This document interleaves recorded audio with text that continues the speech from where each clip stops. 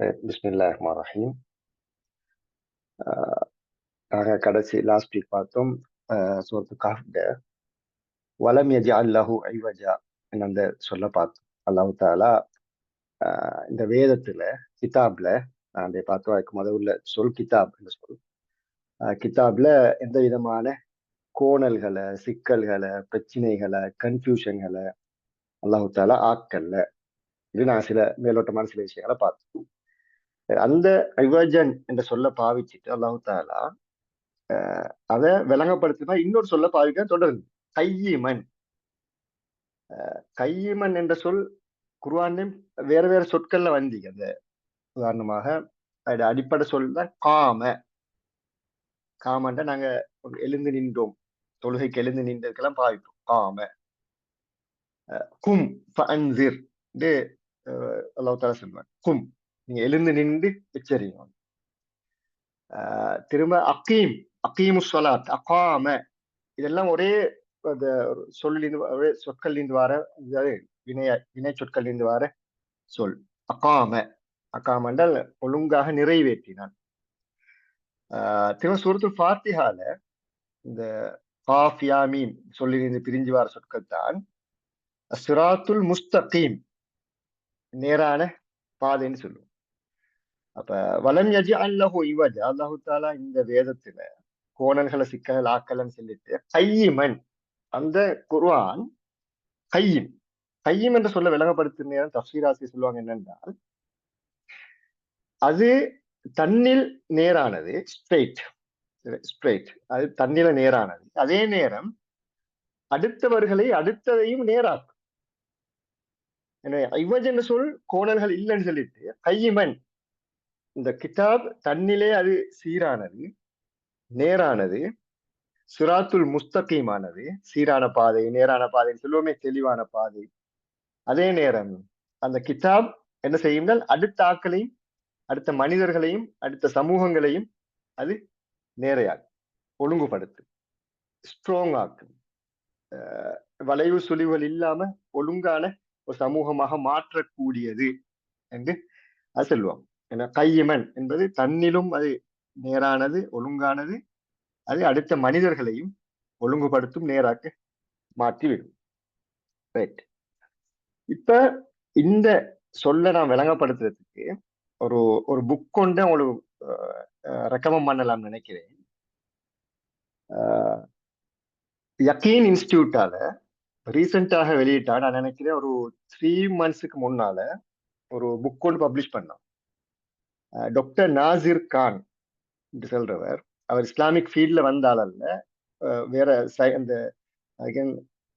பிசிக்ஸோ இன்னும் துறையில படிச்சுட்டு பிறகு இஸ்லாத்தை படிச்சுட்டு அவர் தப்சீர் மாதிரி எழுதிக்கிறார். அவரோட புக்கு பேர் என்னன்னா த ஸ்ட்ரெயிட் பாத், நேரான பாதை. அந்த புக்ல அவர் என்ன செய்யறாருன்றால் சூரத்துல் ஃபாத்திஹாவுக்கு விளக்கு. அப்ப நான் அந்த இந்த புக்கை வாசிச்சு எனக்கு விளங்க அது எப்படி அல் குர்ஆன் கையுமாக இருக்குது.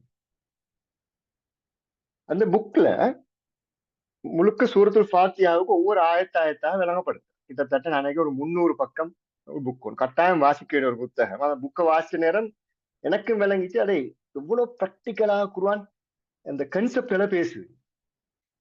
இந்த புக்ல அவர் என்ன செய்யறார் என்றால் சூரத்துல் ஃபாத்திஹா உம்முல் கிதாப், அல் குர்ஆனுடைய தாய் என்று சொல்லக்கூடிய சூரத்துல் ஃபாத்திஹாவை, முழு குர்ஆன்டையும் சமரி தான் சூரத்துல் ஃபாத்திஹா, அது எங்களுக்கு தெரிஞ்ச விஷயம். இன்றைக்கு இருக்கக்கூடிய மிக முக்கியமான கன்செப்ட்களை, ஐடியாலஜிஸ்களை அவர் அல் குர்ஆன் சூரத்துல் ஃபாத்திஹாவோட ஒளியில விளங்கப்படுத்துறார். உதாரணமாக இன்றைக்கு இருக்கக்கூடிய மிகவும் ஒரு இன்ஃபுளுன்சியலான ஒரு ஐடியாலஜி தான் ஏத்திசம், கடவுள் நம்பிக்கை மறுக்கிறது. மெட்டீரியலிசம், இந்த சடவாதம் சொல்லுவோம், மெட்டீரியலிசம். செக்யூலரிசம், மதச்சார்பின்மைன்னு சொல்லுவோம். திரும்ப பொலிட்டிசம், லிபரலிசம், போஸ்ட் மாடர்னிசம், ரிலேட்டிவிசம், இப்படி ஒரு 10 கன்செப்ட். இந்த 10 கன்செப்ட் சேர்ந்து உண்மையில நாங்க இன்றைக்கு வாழக்கூடிய சூழல். இந்த சுருக்கமா சொல்ல போறோம். மெட்டீரியலிசம் எப்படி எப்படி இன்றைக்குள்ள ஆட்கள், இங்குள்ள குறிப்பா இந்த வெஸ்டர்ன் கண்ட்ரியில் இருக்கக்கூடிய ஆட்கள் எப்படி எல்லாத்தையும் மெட்டீரியல் வியூல பாக்குறோம். அந்த மெட்டீரியல் வியூல பாக்குற நியாயமா எங்கள்ட தலையிலையும் தாக்கம் செலுத்து. அல் குர்ஆனை படிக்கிற ஆக்கள தலையிலையும், அல் குர்ஆனை பேசுற ஆக்கள தலையிலையும், அல் குர்ஆன் சிந்தனையை உள்வாங்கின ஆக்கள தலையிலையும் நியாயமா தாக்கம் செலுத்து. ஃபார் எக்ஸாம்பிள், நான் நேத்து மூணாத்து ஒரு ஆளோட காட்சி கொண்டிருக்கிற நேரம் அவர் சொல்றாரு, வெற்றி இந்த சம்மந்தம் பேசிக்கொண்டு போறேன், இன்றைக்குள்ள வெற்றி சக்சஸ் இது சொல்ற. அவர் என்ன எதை சக்சஸ் கருதுறாருன்னா, அவர் ஒரு மதுரசால படிச்சு அவுட் ஆயின ஒரு ஆள், ஒரு ஒரு ஒரு யங் ஆள் ஒன்று. அவர் எதை சக்சஸ் பாக்குறாருன்னா, இந்த யூடியூப் சேனல்ல ஏர்ன் பண்றாக்களுக்கு அந்தந்த என்டர்டைன்மெண்ட் அதையெல்லாம் போட்டு போட்டு போட்டு எத்தனையோ வியூஸ், மில்லியன் வியூஸ், அந்த வியூஸ் வியூஸ், இவர் தான் உண்மை சக்சஸ்ஃபுல் பர்சன் கருதுறாரு. அப்ப உண்மையை பாருங்க எப்படி இன்றைக்குள்ள அந்த உலக செட்டப், உலக அமைப்பு எங்களை மெட்டீரியலிஸ்டிக் ஒரு இண்டிவிஜுவலாக மாத்து. ஒரு சட்டவாத அதுல இருந்து எப்படி ஏர்ன் பண்ணேலும். அப்ப இந்த ஏஐ உலகத்துல, இந்த சோசியல் மீடியா ஏஜ்ல எப்படி நாங்க அடிபட்டு போறோம் இந்த கன்செப்டுக்கு பின்னால. அப்ப நான் சொல்ல வர விஷயம் என்னன்னா, அல் குர்ஆன் தான் எங்களை உண்மையான ஒரு கைட் பண்ணு. ரைட், எது எங்களுக்கு தேவையான விஷயம், இது தேவையில்லாத விஷயம். உதாரணமா நான் இன்றைக்கு ஒரு ஒரு வீடியோ ஒன்று கேட்டுக்கொண்டீங்க. Sheikh Abdul Hakim Murad, Cambridge college founder, அவர் லஹ்வுல் ஹதீஸ் என்று சொல்ல அழகா விளங்கப்படுத்துறார். லஹ்வுல் ஹதீஸ் தேவையில்லாத சொற்கள். அதுல நாங்க பார்த்தேன் அவர் விளங்கப்படுத்தின சொல்றாரு, இன்றைக்குள்ள சோசியல் மீடியா உலகத்துல நாங்க லஹ்வுல், இந்த ஆக்களோட கவனத்தை ஈர்க்கிறதுக்காக எப்படி நாங்க லஹ்வுல் ஹதீஸ்ல ஈடுபடுறோம். ஆக்களோட கவனத்தை ஈர்க்கிறதுக்காக மக்களுக்கு எந்த பிரயோசனமும் இல்லாத, எந்த தேவையும் இல்லாத ஒரு விஷயத்தை நாங்க எப்படி பிரபலியப்படுத்தும், ஃபேமஸ் ஆக்கும். எண்ட் ஆஃப் த டே நாங்க பார்த்திப்போ சில யூடியூபர்ஸ் இருப்பாங்க, மில்லியன் கணக்கான வியூஸ் இருக்குமா, அந்த கண்டென்ட்டை பார்த்தா ஒன்றுக்கும் பிரயோசனம் இல்லாம.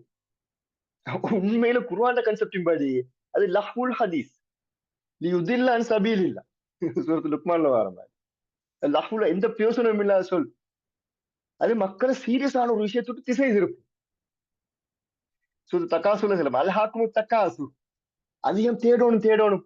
அது பணமாயிக்கலும், எங்கட காலத்துல நாங்க சொல்றேன்னா அந்த வியூஸ் தேடுறது, இப்படி மக்கள் அடிமையாக இருக்குல்ல. அதுல அதுக்குள்ள பணம் வருகிறது. பணம், மெட்டீரியலிசம், செக்குலரிசம் எல்லாம் ஒன்றுக்குள்ள கலந்து மனுஷனை முக்கியமான சீரியஸான விஷயங்களை விட்டுட்டு, அடிப்படையான தேவையான விஷயங்களை விட்டுட்டு எப்படி திசை திருப்புதுன்னு பாருங்க. ஏன்னா இந்த இந்த புக்ல நீ கட்டாயம் வாசிங்க. நீங்க நார்மலா அடிச்சு பார்த்தாலே விளங்கும். Doctor Nasir Khan the straight path PDF அடிச்சா ஒட்டோவா அந்த புக் வரும், பிடிஎஃப் வந்து நிக்கி. இதை அவ கட்டாயம் வாசி பாருங்க. வாசிக்கணும் விளங்கு எப்படி அல் குர்ஆன் இன்றைக்கு இருக்கக்கூடிய இந்த பிரச்சனைகளுக்கு எல்லாம் உண்மையில எப்படி ஒரு தீர்வை முன் வைக்குது, அது எப்படி கையமாக இருக்குது, தெளிவான விடைகள் அதுல இருந்து எப்படி வருகிறது. இப்ப நாங்க இங்க இங்க பழகுற இங்குள்ள ஒயிட் பீப்புளோட பேசி பார்க்கணும் விளங்குங்க. அவனோட இலக்கு என்னன்னு கேட்டால் எண்ட் ஆஃப் த டே மணியாத்தான். அதை தாண்டி நாங்க ஒரு செலிபிரிட்டி நோக்கி போனோம்னா அவர் சொல்லுவாரு ஃபேமஸ் ஆகுறது, பப்ளிக் ஃபிகர் ஆகிக்கிறது. ஆனால் அல் குர்ஆன் கன்செப்ட்ல இருந்து பார்க்கிற நேரம் இது டோட்டலி ரோங். நான் இன்ஷால்லா சூரத்து கஹ்ஃப்லயும் பார்ப்போம் எப்படி பணம் எங்களை திசை திருப்புது, எப்படி பவர் எங்களை திசை திருப்புது என்பதெல்லாம் நாங்க பார்ப்போம் இன்ஷால்லா. அப்ப நான் இங்க சொல்ல வர விஷயம் என்ன, அல் குர்ஆன் ஹை மிச்சம் தெளிவாக எங்களுக்கு முன்வைக்கும் அந்த கன்செப்ட்களை, நேரான கன்செப்டை முன்வைக்கும்.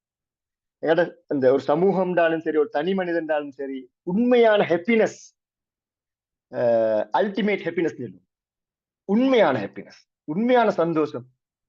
தற்காலிக சந்தோஷங்களுக்கு உதாரணமாக கால் இல்லாதவன் நினைப்பான், எனக்கு கால் இருந்தால் எவ்வளவு நல்ல, எவ்வளவு சந்தோஷமா இருப்பேன். கால் உள்ளவன் நடந்து போற அந்த பைஸ்கில் நடந்து போற யோசிப்பான், எனக்கு ஒரு மொட்டை பைக் கொண்டு எவ்வளவு நல்ல சந்தோஷமா இருப்பேன். மொட்டை பைக்குள்ள யோசிப்பான், எனக்கு 4 ரூபா கார் ஒண்ணு இந்த எவ்வளவு நல்ல. காருள்ள யோசிப்பான், இது இன்னும் கொஞ்சம் பொஷான காரா இந்த எவ்வளவு நல்ல. பொஷான காருள்ள யோசிப்பான், அடுத்த ஸ்டெப்பாக எனக்கு ஒரு ஜெட் ஒண்ணு இந்த எவ்வளவு நல்ல. ஜெட்டுல யோசிப்பான், இந்த ஜெட்டை வச்சு கொண்டு நான் உலகத்தை எப்படி பிடிக்கிறது யோசிப்பான். எனவே அந்த ஹாப்பினஸ் ஒரு நாள் முடியல அவன். இந்த அல்டிமேட் ஹாப்பினஸ் என்னென்றால், சின்ன சின்ன சதக்கா கொடுக்கறதுல ஸ்டார்ட் த கன்செப்ட். அதான் சின்ன சின்ன சதக்கா கொடுக்கறதுல அல்டிமேட் ஹாப்பினஸ். நான் இன்னொரு ஆளுக்கு படிக்க வைக்கிறதுல அல்டிமேட் ஹாப்பினஸ். நான் ஒரு குடும்பத்தை பொறுப்பெடுக்கிறதுல அல்டிமேட் ஹாப்பினஸ். அடுத்தானே இந்த சூரத்து பலத்ல அல்லாஹ் தஆலா சொல்றான், மிஸ்கீம் தான் மத்துரபா. இது பாவிக்கும் அல் குர்ஆன். அந்த மண்ணோட மத்ரபான துராப், இந்த மண்ணோட மண்ணா வாழ்ற ஏழை. அதாவது கிட்டத்தட்ட அந்த மண்ணை தின்ற மாதிரி வாழ்ற ஏழைகள் சொல்லுவோமே, எல்லாரும் சாப்பாட்டுக்கு வழி இல்லை. மண்ணை தின்றதையும் கூட ரெடியான ஏழைங்க, மண்ணூடு இப்படியே கஷ்டமான ஆக்களி. அவங்களும் சாப்பாடு கொடுத்து அவங்களோட முகத்துல ஒரு புன்னகைய பார்க்க உண்மையாக செய்யற அல்லாஹ்வுக்காக செய்யறது. நாங்க அந்த சோசியல் மீடியா காட்டுறதுக்காக செய்யறதுல ஒரு நாள் அல்டிமேட் ஹாப்பினஸ் ஈக்காது. உண்மையாக செஞ்சு ஒருத்தருக்கு தெரியாமையும் கொடுத்திப்பார். அவர் அந்த மனசுல ஒரு சந்தோஷம், அந்த புள்ளையிட அந்த குடும்பத்துல புன்னகையில சிரிப்புல இவருக்கு ஒரு சந்தோஷம் கொண்டு வரும். இது அல் குர்ஆன் சொல்ல வர உண்மையான சந்தோஷம். அப்ப நான் சொல்ல வர விஷயம் என்னன்னா, இப்படி மனுஷனை ஒரு சாதாரண மனுஷனாய்க்கு ஒரு சமூகம் ஆயிக்கு. அந்த சமூகமும் மனிதனும் சந்தோஷத்தையும் உண்மையான சந்தோஷத்தையும் திருப்தியையும் அடைஞ்சு கொள்ளணும் என்றால் அதுக்கான ஒரே ஒரு வழி இந்த கிதாப் தான். அதுல லம் யஜ்அல் லஹு ஐவஜன் கையிமன், அது வெரி கிளியர், தெளிவானது. உண்மையாக மனுஷனோட பேசக்கூடும். மனுஷனுக்கு சந்தோஷம் எதிக்குது, அதுதான் அல்லாஹு தாலா சொல்லுவான். மனுஷனுக்கு கவலை சிக்கல் எதிக்குது, அதுதான் அல்லாஹு தாலா சொல்லுவான். அல்லாஹு தாலா சொல்றது 100% சரியானது, உண்மையானது. எனவே இதுதான் இந்த கையிமன் என்ற சொல்லுக்கான ஒரு சுருக்கமான மேலோட்டமான ஒரு இது. நாங்க இன்ஷா அல்லாஹ் கையிமன் இது தொடர்ந்து அல்லாஹு தாலா சொல்ற நேரம் லியுந்திர பாசன் சதீதம் இல்லதுன் வைபஷிரல் மோமினின் அல்லதின் யாமலூன ஸாலிஹாத் அன்ன லஹும் அஜ்ரன் ஹஸனா. இன்ஷா அல்லாஹ் அந்த பகுதியை நாங்க இன்ஷா அல்லாஹ் அடுத்த கிளாஸ்ல பார்ப்போம். அடுத்த கிளாஸ் இன்ஷா அல்லாஹ் நினைக்கிறேன் வாரகிழமை நடக்காது. இன்ஷா அல்லாஹ் அடுத்த எப்ப நடக்குமோ நாங்க இன்ஷா அல்லாஹ் அந்த டைமுக்கு அதை பார்க்கலாம். ஜஸாக்குமுல்லாஹ் ஹைரன்.